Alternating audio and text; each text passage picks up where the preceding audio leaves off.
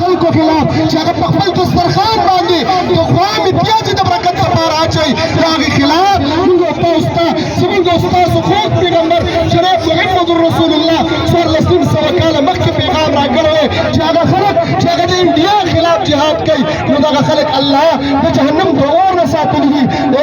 پاکستان مسلمانه نن ځان دپاره دا شرافت وګڼه دا ځان دپاره فخر وګڼه چې الله رب العالمین په هغه خلکو کې راوستلی چې ته د انډیا خلاف راوتي او انډیا ته مودي ته دا پیغام ورکول غواړو چې مودي دا یاد وساته د پاکستان عوام د خپل فوج سره شانه بشانه ولاړ دي انشاءالله تعالی لکه څرنګه چې محمد ابن قاسم هغه راغلی او ستا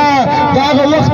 کوم سلطنت چې هغه تار په تار کړلو د هغه محمد ابن قاسم غوندې ځوانان هغه په پاکستان کې نن هم شته دی بیا هم شته بیا هم شته انشاءالله د پاکستان بچې بچې به د پاکستان دپاره د افواج پاکستان دپاره د اسلام دپاره د لا اله الا الله د کلمې د سربلندۍ دپاره به انشاءالله خپل وینې ورکوي خپل جان به ورکوي خپل مالونه به ورکوي خو د لا اله الا الله کلمه او د هغه ملک بقا به ساتي چې کوم ملک هغه د لا اله الا الله په بنیاد باندې آزاد شوی دی. زما محترمو د خپل ملک سره ودرېږئ د خپل افواجو سره ودرېږئ دا وخت د ودرېدلو او د قربانۍ دپاره تیار شئ او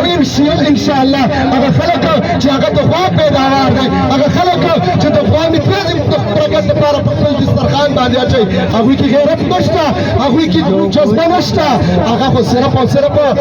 هغه زما استاد راویښولو دپاره بعضې ټیم کې هغوی څه ناسه ګزار وکړي خو نور غیرت پکې نشته بیا سپینې جنډې ورپوي چې ما